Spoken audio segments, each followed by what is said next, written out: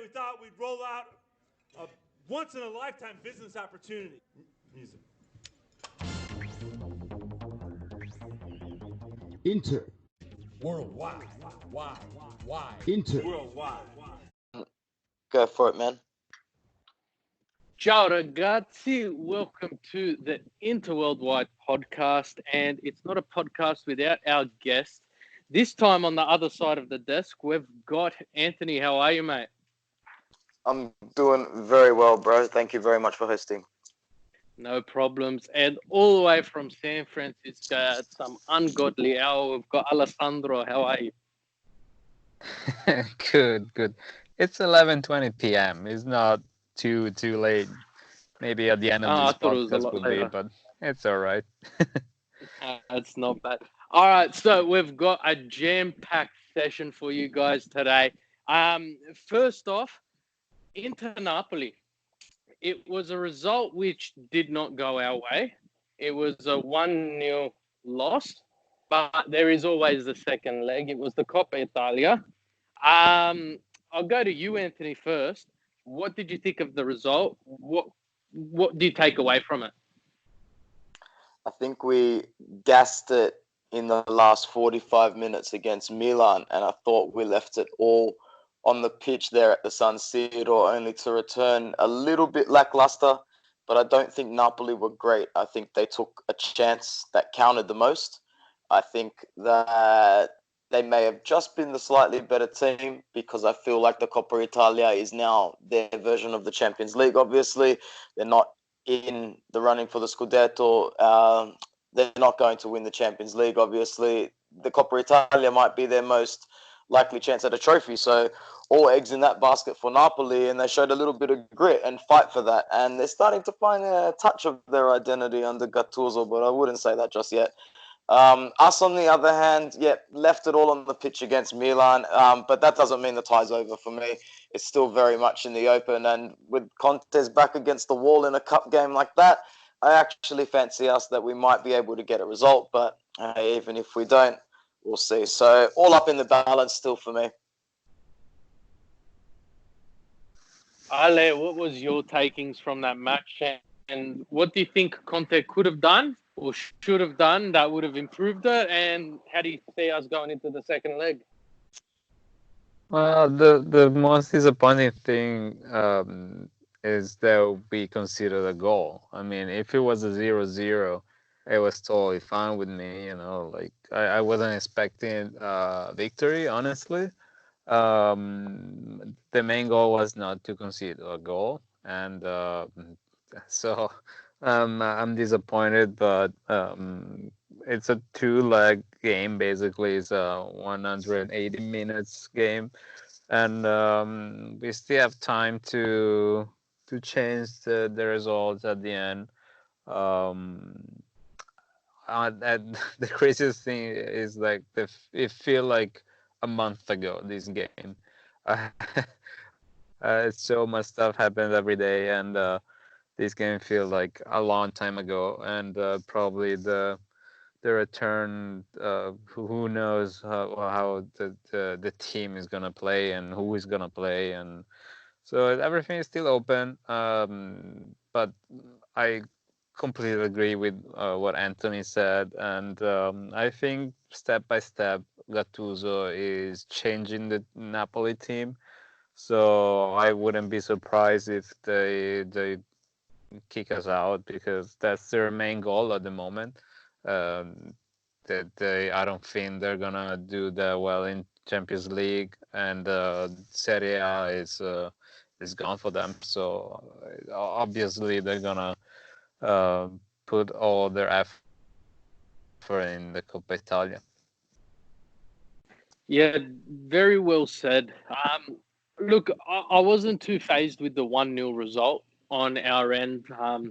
We did put a big game, well, I'm not going to say a big game, but a big 45 minutes against Milan, which, like you said, that feels like an eternity ago, let alone the Napoli game. But I was disappointed in some of Conte's decisions leading up to the match.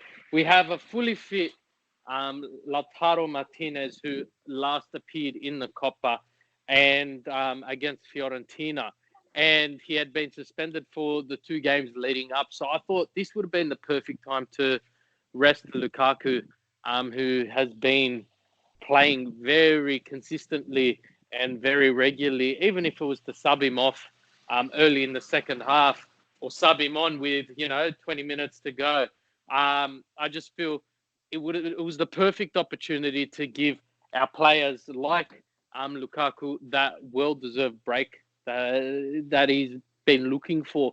And, I was very impressed with some of the individual performances. Sanchez would have been one of our best players on that pitch, who unfortunately did get subbed off. But look, it's promising, but you got to think we had Coppa last week, we've got Europa League this week, and in between we've got the Scudetto Challenge, which we will get to now. So enough on the Coppa.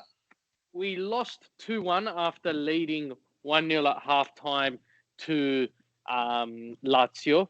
But I'll go to you, Ale. What are your main takings from the game? And is there anything else we could have done differently for that match to sway away? Or was with all the momentum with Lazio leading into that? And did Inter sort of get knocked around a bit following the loss to Napoli in the Coppa?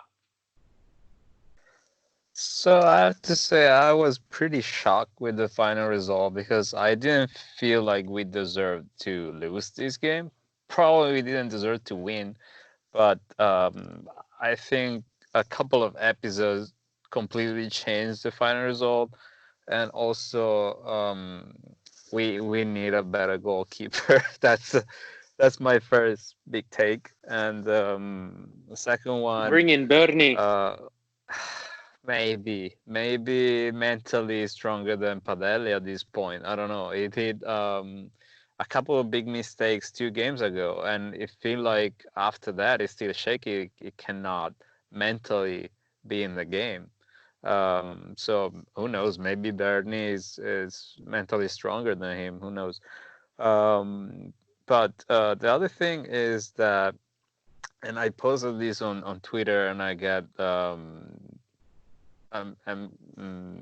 different feedbacks, but I posted just a fact, and the fact is that this season Lazio got 14 penalties, and we got just half of them. And I'm not saying that's the reason why Lazio is first. I mean, is between the first in the league is, but certainly if you give a team 14 penalties, you give them a big advantage. If you give 14 penalties to Roma or to Cagliari or to whoever, Lecce, they're not going to be in the same position on the field. I mean, sorry, on the Serie A. Say again? Could I just jump in there? So I agree completely with the 14 penalties, changing the aspect, but if you look at Lazio's attacking mentality, Inter, they play a lot with the ball just outside the box, which is fantastic because when a foul's given, we've got now Eriksen there for a free kick. But Lazio, they play very much inside the box. So any foul is going to be a penalty. So do you put it down to the refereeing, or do you put it down to Lazio playing with that mentality? Well, we're in the box. We get a shot off, it goes on target, we got a half a chance. Or if they do a sloppy challenge, we get a penalty. Sure. I mean, it's a mix, but we had situations where the same exact contact between the player and another player, or player and ball, was judged in a different way by the referee.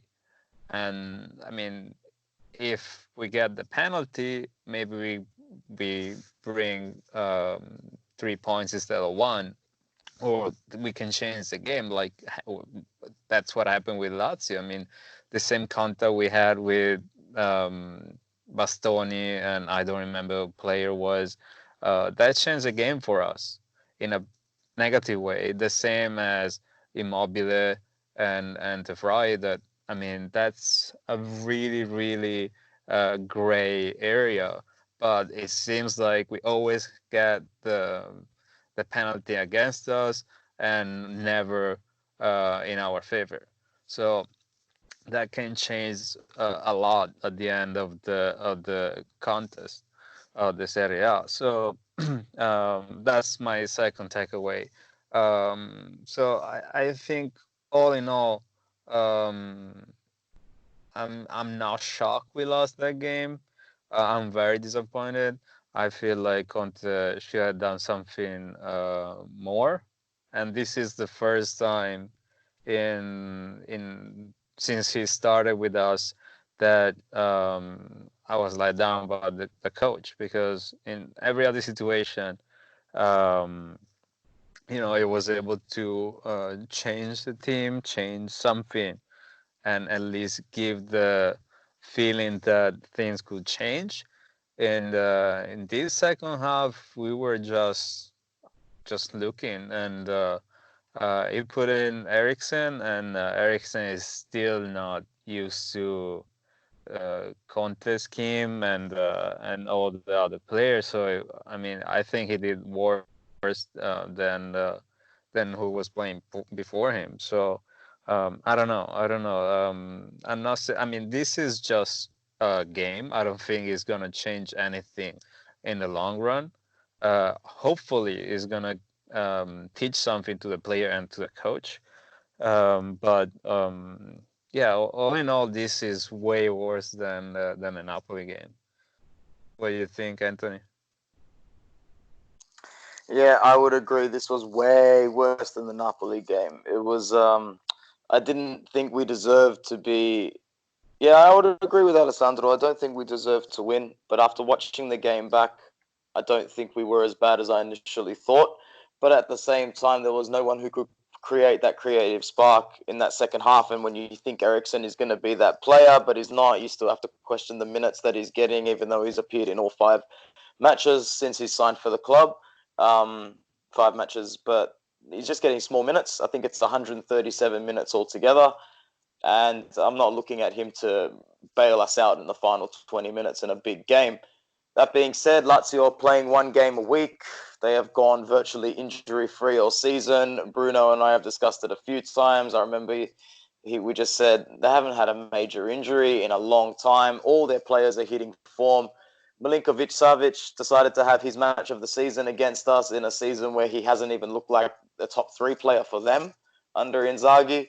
So, yeah, it looks like his price tag is probably inflated, now back flirting towards those triple figures again, which isn't good. If we were looking to get him in one of the not too distant mercatos, the game in the second half, I just feel like it needed a little bit of luck and a little bit of a world-class moment, but we just didn't get it. The penalty, it's a 2020 penalty, you know what I mean? And they're going to give those more often than not this time around. And I'm starting to feel sorry for some defenders because they can't go into challenges naturally the way they would anymore. They can't really back themselves. It's a fickle little part of the game and a grey area, especially with VAR. I still think it does more harm than good. But we lose the match. Lazio get 3 points. They'll be in the Scudetto race right up until the end. Whether we will be, I still think we stand a good chance. But every match is sudden death pretty much because it's just a straight shootout from here. I know there's a long time left, but we can't really afford to slip up any more points from now on in. But that being said, it's still a very, very hard fixture in, a 7-8 day period in which you have to take on Milan, Napoli, and Lazio. So a little bit of context goes a long way, Bruno. Yeah, definitely. And look, I agree with both points. All points being made. You know, Inter, did they deserve to win? No. Did they deserve the draw? Most probably. But if you look at the reverse fixture, it was the same sort of thing. Did Inter deserve to win first time round? No, but they got the 3 points. So is it justice? Possibly. But at the same time, look, I've been very critical of Conte's substitutions as of late, especially when we're down or tying the game. He leaves them until the 70th, 75th minute to make those substitutes. You can't expect a player to come into a game with only, 15, 20 minutes max and have some form of real big impact.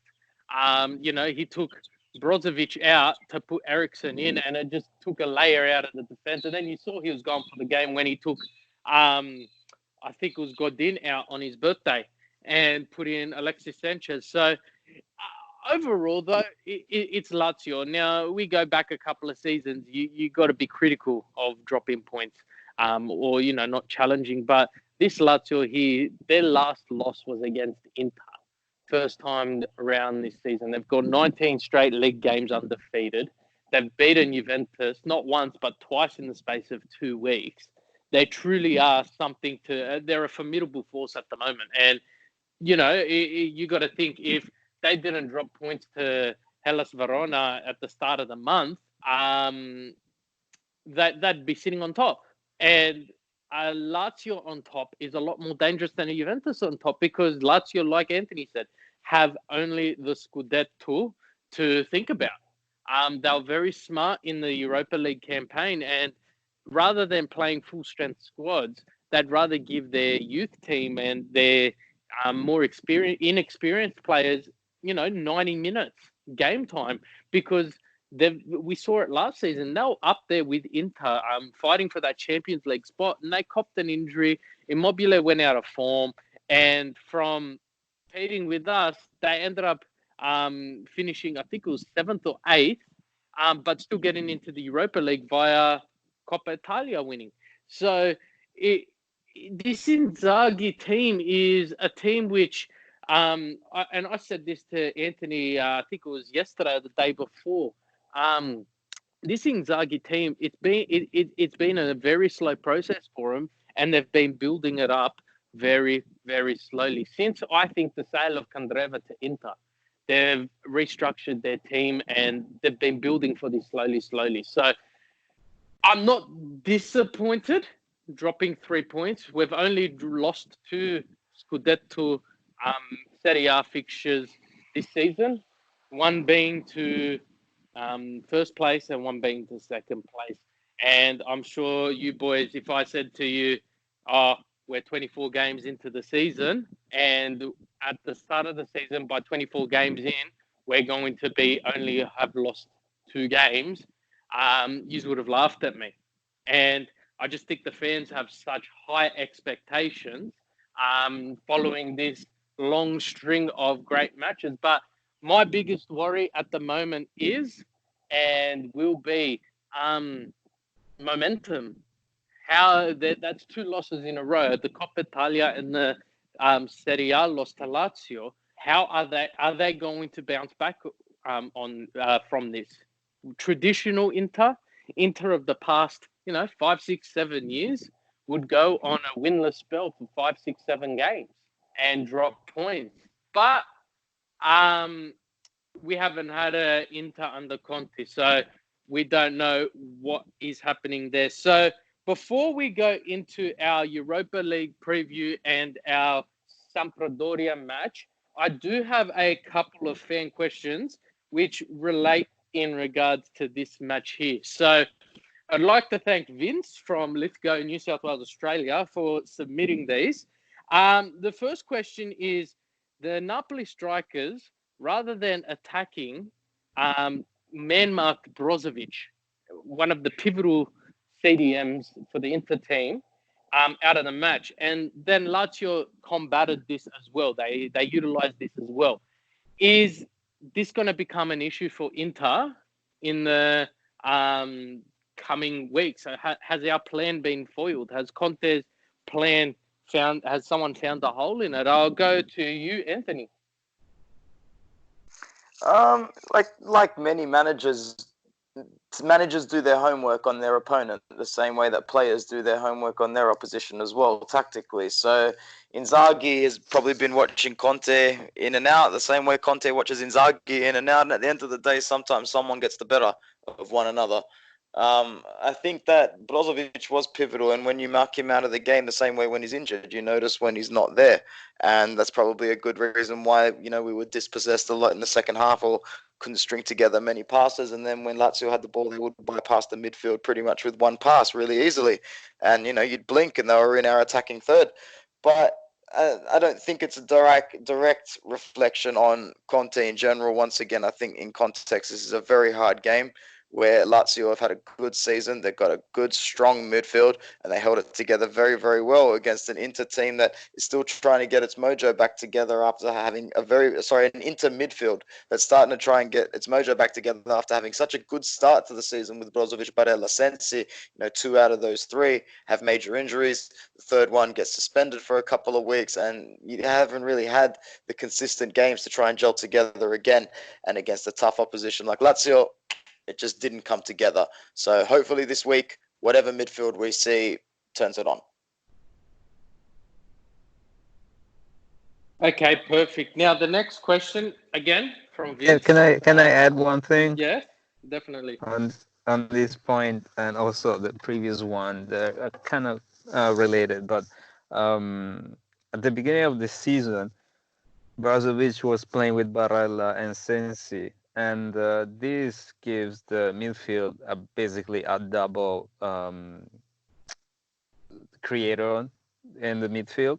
So if the defense cannot find Brozovic, they found Sensi and vice versa. And so it's okay for Napoli and Lazio to mark Brozovic, but if you have Sensi as well, you cannot mark both at the same time. Sensi is injured, and at the beginning of the season, we had Borja Valero doing pretty much the same thing, and again was working. At the moment, I don't know the situation. Borja Valero, I don't know why he's not playing. Conte is trying to do the same with bringing Eriksen in, but in the meanwhile, is using Barella as let's call it like Sensi, and Vecino as Barella. So Barella kinda can do that, but it's not his cup of tea, and you can see that.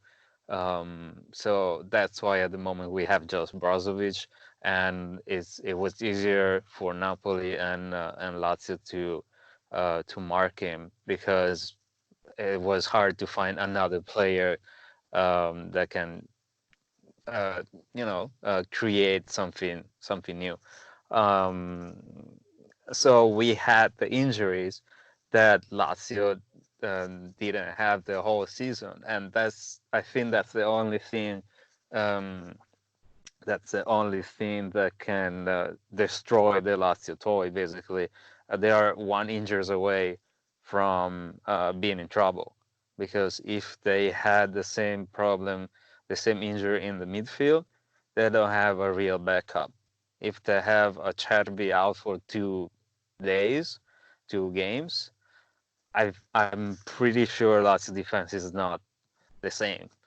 And the same, like if Immobile gets sent off for like 1 or 2 games, I'm not sure they can do the same kind of attack plays. So it's a really good machine, but they also got lucky during this whole time, having the old formation always available. And I don't know if that can last for the whole season. Definitely. Thank you for that input. So the second question from Vince was, multiple times throughout that game, Lazio bypassed the entire midfield with Milinkovic-Savic running straight through the midfield, creating a 3-on-3 defensive situation and a long ball over the top. Now, is this something we're going to see a lot more of with, especially Inter's formation and I'm not going to say our youngsters, but Ashley Young and Kandreva playing? Are they going to try and take advantage of this and exploit it? So, Anthony, what do you think? Sorry, just repeat the start of the question, so just to make sure I understood it. So, multiple times in the game, Lazio bypassed Inter's midfield and created a 3-on-3 defensive situation with Milinkovic-Savic pressing up and the long ball over the top. Is that the part you wanted? Yeah, and then Ashley Young and Kandreva get involved. All right, so both of those as wing backs, they both have defensive awareness. So I'm pretty sure Conte is expecting them to drop back and help at some point if teams do bypass the midfield. Ashley Young has played left back for the last year and a half at Manchester United, right back as well. And Kandreva has basically been taught, even under Spalletti, a little bit to drop back a little bit. But then once he was shifted more into a 3-5-2, has played under Conte there before, played under Conte, I think. Did he play under Conte in Euro 2016? He was on the right-hand side, yeah? I'm pretty sure, yeah. I'm pretty sure he was, yeah. So they've both got defensive awareness. So Inter should always be able to, counter-attack defensively if we get bypassed. However, I don't have a lot of faith in Skriniar and Godin in terms of being able to chase down attacking players, like attacking wingers. And when that comes into play, are Kandreva and Ashley Young good enough? I would still say Ashley Young has got a little bit of bite in him. He's playing very well. He's playing like a typical professional would, but he's 34 or 35. So we are going to still, like we always have, going to need really, really good wing backs if this formation is going to get us to the top. Wing backs who can help out defensively if players are bypassed in midfield. Wing backs who can also contribute onto the offensive end as well. That being said, once again, I'm losing faith in Godin and even Skriniar in their ability to chase down attacking players. That doesn't seem to be working at the moment. So I hope I answered the question to some extent. No, definitely. And look, I think a lot of it as well comes down to, Ale touched on it, our injuries throughout the season. And I think, the result on Monday morning, Sydney time, Sunday everywhere else in the world, I think it may have been a different result with our captain in Handanovic playing. I just feel that penalty awarded wouldn't have gotten that far. He's very vocal. We've always seen Handanovic very vocal as captain, and he would definitely not be tripping over his own defender in the box in such a high tempo match. But look, you can't dwindle on the past. So we're moving on. We'll be very quick now, guys. Onto the Europa League. We face Ludogorets in the round of 32. Yes, it is a round of 32. So while the Champions League have one fixture over the next 2 weeks, Inter will be playing 2. So we do face Ludogorets in the round of 32, and we will be playing in wherever Ludogorets is from, I think Romania. So we'll be playing there. Bulgaria. Bulgaria. So we'll be traveling to Bulgaria. 2 quick questions. 1, are we sending a full-strength squad? And 2, what's the final result? I'll go to you, Anthony. Romania, you're funny. Anyway, honestly, bro, this is bad, man. This has got disappointing loss or disappointing draw written all over it. And the worst part about this one is that the return leg is just before the Juventus match. So while one part of your logic is going to say send bloody Ranocchia, send Padelli, obviously, because we have no choice. We can't send Esposito because he's injured, So we're going to have to send a squad out there, not only one that's good enough to win, but good enough to put some light in the tie so that maybe we don't need to send a full squad before Juventus because we can't. So maybe in this game against Ludogorets, you're going to see Lukaku and Martinez up front, and you're going to see Brozovic in midfield, and Skriniar and De Vrij are going to be in the back 3. I actually do think that. I think Eriksen definitely starts 1,000,000%. Victor Moses will get a start. I'm pretty sure of that. If Gagliardini is available, I expect him to be in midfield. But also Alexis Sanchez also has to start. So you could probably take out Lautaro in that situation there. So even though in the past I've said that round of 32, you got to send a reserve squad there, as soon as I found out that the fixture is 3 days or 4 days, only 3 days before the Juventus game, that changes everything. So final score, if we can win 2-1, I will be ecstatic because there's no such thing as an easy European game when you get to the knockout stages. It's hostile, it's cold, or it's too hot. This time it'll be cold for them. It's the fans are a pain in the ass, the travel is a pain in the ass, and everything is just a big fat pain in the ass. So maybe we win 2-1. That would be great, but yeah, this one's going to be very, very painful in my opinion. Alessandro, be more optimistic, please. Oh, I wish I could, but I think we're going in this game full force, probably with the best team that we can, and we get away with a 0-0. That's my prediction. They are very good. They have a really good defense, and they try to play in counterattack. And I see they're gonna give 100, 200% for sure. And so I don't think we're gonna concede any goal, but it's gonna be super hard to also make one. So I hope we can win, but I think it's gonna be a 0-0. Well, look, let's put some context into this. Ludogorets is currently sitting first in their respective league. They're currently 7 points clear of second. So you can basically put your last dollar in that they're going balls against the wall, for a terrible way of wording it. In this game, they're going to be putting 1,000% into it. But in saying it, Ranocchia in defense, in my eyes, is better than their defense in total. I see Alexis and Lautaro starting up front. I don't see Lukaku traveling. He just deserves a break, and he needs a break, essentially. And he doesn't get one, we're going to be looking at some troubles down the track. But final score, 3-1, 4-1. We want to seal this game before the second tie. We put 4 away goals against them, 3 away goals against them. It's a very big uphill mountain to climb, even with Ranocchia in defense. So you guys might not sound too optimistic. I'm very optimistic in this result. So we'll re-listen to this podcast come Friday lunchtime, Australian time. Anyway, we have had several reports, not from the best possible sources, that Handanovic will be ready and available for the Sampdoria game. If so, are we going to risk playing him? But that is our next Serie A fixture. We take on Sampdoria. Guys, what do you think? We're going into this game, coming off 2 losses, potentially 3, depending on the Europa League result.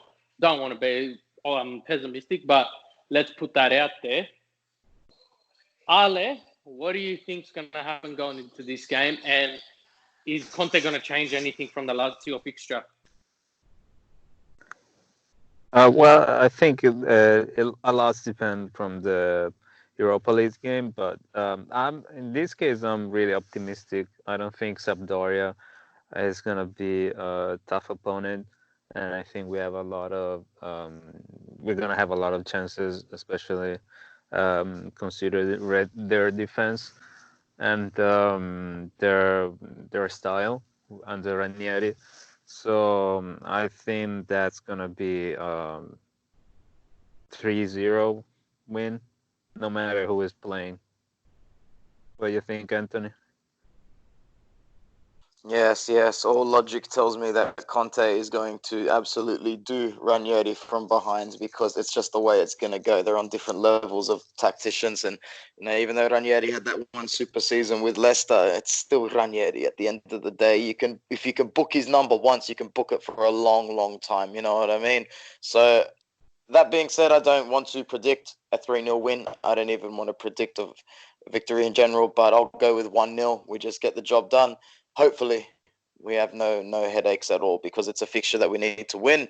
Everything is a shootout from here in the Serie A, and if we drop points and Juventus do not, I fear that even bridging the gap more than a game, that 3-4 points mark, it's just going to be a little bit too much to handle for the mentality of this team. So we need to keep up every step of the way, and this needs to be a routine win. We'll start with the strongest team possible. So whoever is fit enough after the Europa League match, and whoever isn't injured and whoever puts their hand up to play can play alongside those 2 or 3 starters that get the rest and jump straight back into action.